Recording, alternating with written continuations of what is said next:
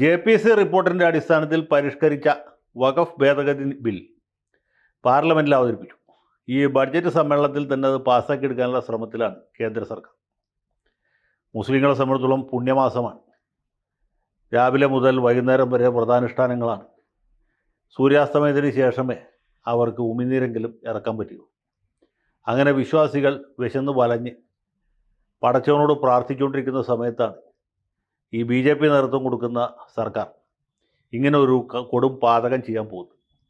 ഇവിടുത്തെ മുഖ്യധാര രാഷ്ട്രീയ പാർട്ടികൾ, അത് കോൺഗ്രസ് ആയാലും ശരിയാണ്, അതല്ല NCP ആണെങ്കിലും തൃണമൂൽ കോൺഗ്രസ് ആണെങ്കിലും മാർക്സിസ്റ്റ് പാർട്ടി ആണെങ്കിലും CPI ആണെങ്കിലും ഒക്കെ ഇതിനെതിരെ പ്രസ്താവനകൾ പുറപ്പെടുവിച്ചിട്ടുണ്ട് എങ്കിൽ പോലും ഈ ഭേദഗതി നിയമത്തെ ശക്തമായി എതിർക്കാനോ അപലപിക്കാനോ അതിനെതിരെ പതിനായിരങ്ങളെ പങ്കെടുപ്പിച്ച് വലിയ പ്രതിഷേധ റാലികൾ നടത്താനോ അല്ലെങ്കിൽ ഘോരമായ പ്രസംഗങ്ങൾ നടത്താനോ ഒന്നും കൂട്ടാക്കിയിട്ടില്ല.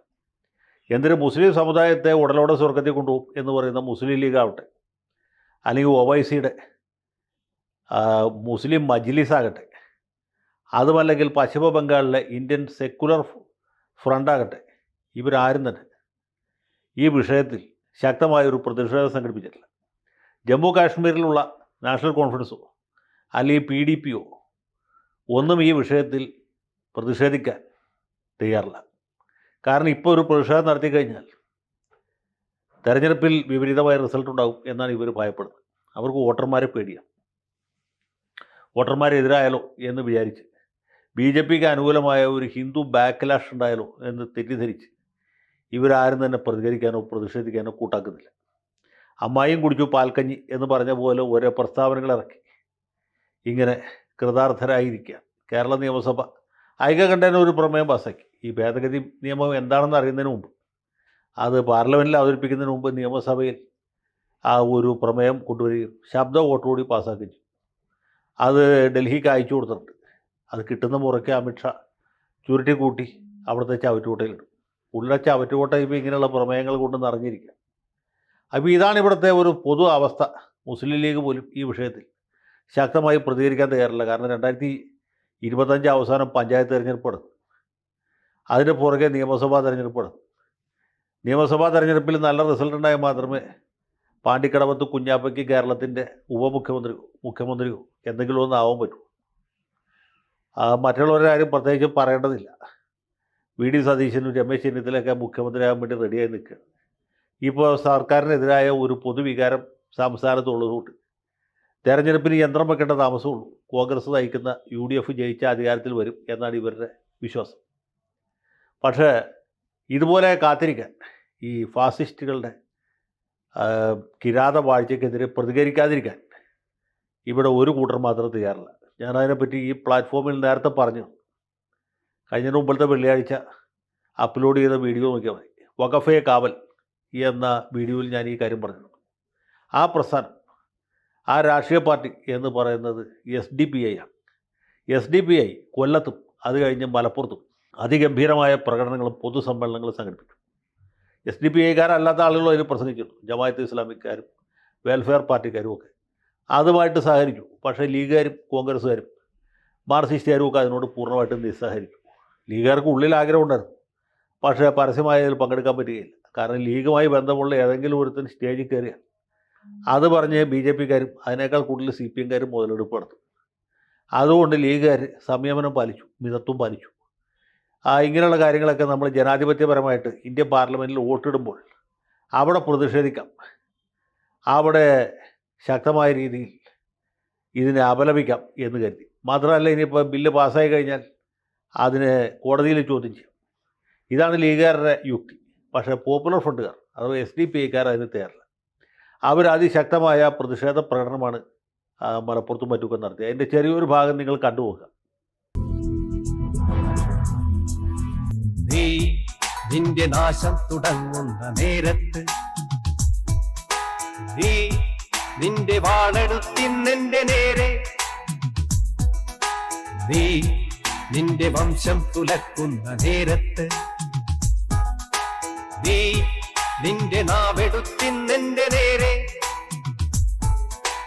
എന്നോട് പോരുന്നതിന് മുമ്പ് എന്നെ കുറിച്ചൊന്നറിഞ്ഞു വയ്ക്കും ചോദിച്ചു ചോദിച്ചറിഞ്ഞു വെക്കൂ. ഞങ്ങളെ വെല്ലുവിളിക്കുന്നതിന് മുൻപ് ഞങ്ങളെ പറ്റി പഠിച്ചു വെക്കൂ. ചോദിച്ചു ചോദിച്ചറിഞ്ഞു വെക്കൂ. ഇത് കൃത്യമായിട്ട് എത്തേണ്ട സ്ഥലത്ത് എത്തി, കേൾക്കേണ്ടവർ കേട്ടു എന്ന കാര്യം വ്യക്തമാണ്.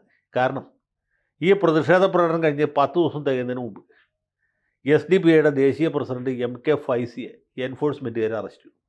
ഒന്ന് ആലോചിച്ചു, ഇതിനാണ് നമ്മൾ ഈ ഭരണകൂട ഭീകരത എന്ന് പറയും. എൻഫോഴ്സ്മെൻറ്റുകാരെ അറസ്റ്റ് ചെയ്താൽ ജാമ്യം കിട്ടാൻ ബുദ്ധിമുട്ടാണ്, കുറച്ച് നാൾ കിടക്കേണ്ടി വരും. മിക്കവാറും ഇതിനോട് ചേർന്ന് തീവ്രവാദ കേസും കൂടി ഉൾപ്പെടുത്തിയാൽ അത് പിന്നെ സൂര്യപ്രകാശം കാണുകയില്ല. ഇപ്പോൾ OMA സലാം കിടക്കുന്ന പോലെ, ഈ അബൂബക്കർ കിടക്കുന്ന പോലെ, നമുക്ക് അവർക്ക് പ്രിയങ്കരനായ നസറുദ്ദീൻ ഇളവനം കിടക്കുന്ന പോലെ, പ്രിയപ്പെട്ട റൌഫ് കിടക്കുന്ന പോലെ ഈ ഫൈസിയും കിടക്കേണ്ടി വരും. ഇപ്പോൾ ഫൈസിയെ കൊണ്ടുപോയി കഴിഞ്ഞാൽ പുറകെ മറ്റ് നേതാക്കന്മാരും തൂക്കിയെടുത്ത് കൊണ്ടുപോകും. 2022 അങ്ങനെയുള്ള സംഭവിച്ചത്. 22 സെപ്റ്റംബർ 21 ഒരു പ്രത്യേക വിമാനം കോഴിക്കോട്ട് വന്ന് ഇറങ്ങി ഏതാണ്ട് പുലർച്ചെ 3 മണിയോട് അടുപ്പിച്ച സമയത്ത് പോപ്പുലർ ഫ്രണ്ടിൻ്റെ എല്ലാ നേതാക്കന്മാരെയും തൂക്കിയെടുത്ത് കൊണ്ടുവച്ചു. ആ പാവങ്ങൾക്ക് അന്നോട്ട് ഇന്ന് വരെ ജാമ്യം കിട്ടിയിട്ടില്ല. അവരിപ്പോഴും അങ്ങനെ ആ തീഹാർ ജയിലിൽ ഗോതമ്പുണ്ട കഴിച്ച് കഴിയുകയാണ്. അപ്പോൾ അതുപോലൊരു വിധി ഈ നേതാക്കന്മാർക്ക് ഉണ്ടാകാനുള്ള സാധ്യതയുണ്ട്. ഇവരെ പേടിപ്പിക്കുക എന്നുള്ളതാണ് കേന്ദ്രത്തിൻ്റെ ഉദ്ദേശം.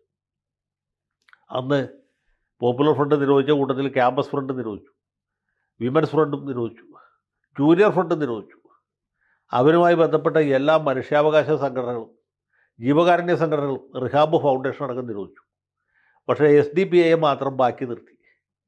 അവർ കുറച്ച് നാളിങ്ങനെ അംബേദ്കർ ജയന്തി ആഘോഷിച്ചു, ദളിതർക്ക് നേരെ നടക്കുന്ന അതിക്രമങ്ങളിൽ പ്രതിഷേധിച്ചുമൊക്കെ കഴിഞ്ഞു. എത്ര നാളെന്ന് വെച്ചാൽ അവരങ്ങനെ കഴിയും. അത് കഴിഞ്ഞപ്പോൾ അവരവരുടെ തനിനിറം പുറത്തെടുക്കുകയും ശക്തമായ രീതിയിൽ പ്രതിഷേധ പരിപാടികൾ സംഘടിപ്പിക്കാൻ തുടങ്ങുകയും ചെയ്തു.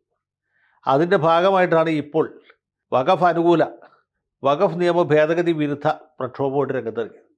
ഇത് കൊല്ലത്തും മലപ്പുറത്തും മാത്രമല്ല നടന്നത്. തമിഴ്നാട്ടിലും തെലങ്കാനയിലും ആന്ധ്രയിലും ബീഹാറിലും വരെ ഇതുപോലുള്ള വമ്പിച്ച പ്രതിഷേധ പരിപാടികൾ സംഘടിപ്പിച്ചു. അപ്പോൾ ഈ നോമ്പ് കഴിഞ്ഞ് പെരുന്നാളും കഴിഞ്ഞതിന് ശേഷം ഇത് രാജ്യത്ത് ആകമാനം വ്യാപിപ്പിക്കാൻ വേണ്ടി കാത്തിരിക്കുമ്പോഴാണ് ഈ ദേശീയ പ്രസിഡന്റിനെ എൻഫോഴ്സ്മെൻറ്റുകാരെ അറസ്റ്റ് ചെയ്തത്. ഇനിയിപ്പോൾ ഇൻകം ടാക്സുകാർ രംഗത്ത് വരും, NIAക്കാർ വരും, മറ്റു പലരും വരാൻ സാധ്യതയുണ്ട്. അപ്പോൾ അതിൻ്റെ പ്രത്യാഘാതം എന്തായിരിക്കും ഞാൻ പറയാതെ തന്നെ നിങ്ങൾക്കറിയാം. എന്തുകൊണ്ടാണ് മുസ്ലിം ലീഗ് ഇതുപോലത്തെ പരിപാടി സംഘടിപ്പിക്കാഞ്ഞത് എന്ന് ചോദിച്ചാൽ, നേതാക്കന്മാർക്ക് ജയിലിൽ പോകാൻ താല്പര്യമില്ല എന്നുള്ളത് മാത്രമല്ല, തെരഞ്ഞെടുപ്പിനെ ബാധിക്കും എന്നതുകൊണ്ട്. SDPIയെ സംബന്ധിച്ചുള്ള അങ്ങനെ യാതൊരു വ്യാപലാതിയില്ല, യാതൊരു ബേജാറുമില്ല. അവർ തെരഞ്ഞെടുപ്പിൽ നിന്നിട്ടാണെങ്കിലും നിൽക്കാതെയാണെങ്കിലും 2047 ഇന്ത്യയുടെ ഭരണസാരഥ്യം പിടിച്ച് പറ്റാനായിട്ട് തയ്യാറായി നിൽക്കുകയാണ്. അപ്പോൾ ഇപ്പോൾ ജയിലിൽ പോയി എന്ന് കരുതി ആരും വിഷമിക്കേണ്ട കാര്യമില്ല. യാതൊരു അസമാധാനത്തിനും അസന്തുഷ്ടിക്കും കാര്യമില്ല. ഈ പോയ നേതാക്കന്മാരൊക്കെ പൂർവാധിക ശക്തിയോടുകൂടി പൂർവാധിക ശോഭയോടുകൂടി തിരിച്ചു വരും. ഏതായാലും നരേന്ദ്രമോദി അമിത്ഷായും ഞെട്ടി എന്നുള്ളതിന് യാതൊരു സംശയവും വേണ്ട. കൊല്ലത്ത് പീരങ്കി മൈതാനത്ത് മുഴങ്ങിയ മുദ്രാവാക്യവും മലപ്പുറത്ത് കോട്ട മൈതാനത്ത് മുഴങ്ങിയ ശബ്ദഘോഷവുമൊക്കെ ഈ ദൂരങ്ങൾ ഒരുപാട് സഞ്ചരിച്ച് കാതങ്ങൾ ഒരുപാട് താണ്ടി അമിത്ഷായുടെയും നരേന്ദ്രമോദിയുടെയും ചെവിട്ടിലെത്തി എന്നുള്ളത് ചെറിയ കാര്യമല്ല. ഏതായാലും അതിൻ്റെ പ്രതികാര നടപടിയാണ് ഇപ്പോൾ ഉണ്ടായിട്ടുള്ളത്. അതിലൊന്നും ഒരാളും ഭയപ്പെടേണ്ടതില്ല. തീർച്ചയായിട്ടും ഈ നിയമ ഭേദഗതി അറബിക്കടലിലോ അല്ലെങ്കിൽ മറ്റേ ബംഗാൾ ഉൾക്കടലിലോ അതുമല്ലെങ്കിൽ പസഫിക് സമുദ്രത്തിലോ ചെന്ന് പതിക്കും എന്നുള്ള കാര്യത്തിൽ എനിക്ക് ആ ഒരു സംശയമില്ല. അതുമാത്രമല്ല, ഇന്ത്യൻ ഭരണഘടന തന്നെ മാറ്റി എഴുതിക്കൊണ്ട് പോപ്പുലർ ഫ്രണ്ടിൻ്റെ ഭരണം ഇന്ത്യ രാജ്യത്തും ഉണ്ടാവും. 2047 ഉണ്ടാവും, അതിന് മുമ്പുണ്ടാവും എന്ന് മാത്രമേ സംശയിക്കാനുള്ളൂ. ജയ് ഹിന്ദ്.